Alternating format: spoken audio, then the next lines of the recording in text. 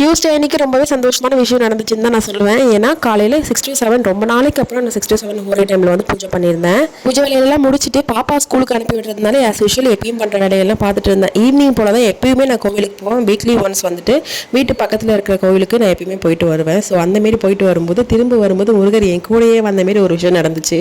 ஒரு 2 வாரமாகவே நான் சூர்யாட்ட சொல்லிட்டு இருந்தேன், நம்மக்கிட்ட முருகர் வந்து நிற்கிற மாதிரி ஸ்டாண்டிங் பொசிஷனில் இருக்கிற மாதிரி நம்மக்கிட்ட முருகர் ஃபோட்டோ ஃப்ரேம் இல்லை, அதை மட்டும் வாங்கணும் அப்படின்னு சொல்லிட்டு அவன்கிட்ட நான் சொல்லிட்டே இருந்தேன். வாங்கிக்கலாம், நெக்ஸ்ட் டைம் வந்து ஏதாவது ஒரு மாலை போட்டுட்டு கோயிலுக்கு போயிட்டு வரும்போது வாங்கிட்டு வரலாம் அப்படின்னு சொல்லிட்டு யோசிச்சுட்டு இருந்தார். 2 வாரமாகவே அந்த டாக் போயிட்டு தான் இருந்துச்சு.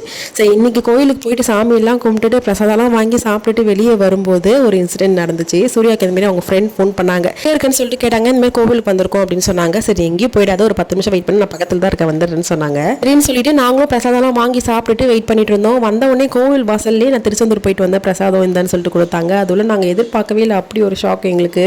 டியூஸ்டே அதுவும் நாங்கள் கோயிலேருந்து வெளியே வரும்போது அதுவும் நாங்கள் எதிர்பார்த்த மாதிரியே முருகர் தனியாக நின்றுட்டு இருக்க மாதிரி ராஜாலங்காரத்தில் வந்தது எனக்கு அவ்வளோ ஒரு சந்தோஷமாக இருந்துச்சு. கண்டிப்பாக முருகர் எனக்கு கொடுத்த ஒரு பெரிய கிஃப்ட்னு தான் நான் சொல்லுவேன். ஃபோன் கிடையாது, நான் எப்போ எந்த வேண்டுதல் வச்சாலும் எனக்கு 1க்கு 2 திரும்பி வந்திருக்கு. அது மட்டும் இல்லாமல் நான் மனசில் ஒரு விஷயம் நான் அவர்கிட்ட வேண்டி நான் கேட்குறேன்னா அது எனக்கு கேட்கறதுக்கு முன்னாடி கிடைக்கவும் செஞ்சிருக்காரு. அவரை நம்பினா போதும், மீதி எல்லாத்தையும் அவரே பார்த்துருப்பாரு. இந்த மாதிரி உங்களுக்கு எதாவது இன்சிடென்ட் நடந்திருக்கான்னு சொல்லிட்டு மறக்காம கமெண்ட்ஸில் ஷேர் பண்ணுங்க.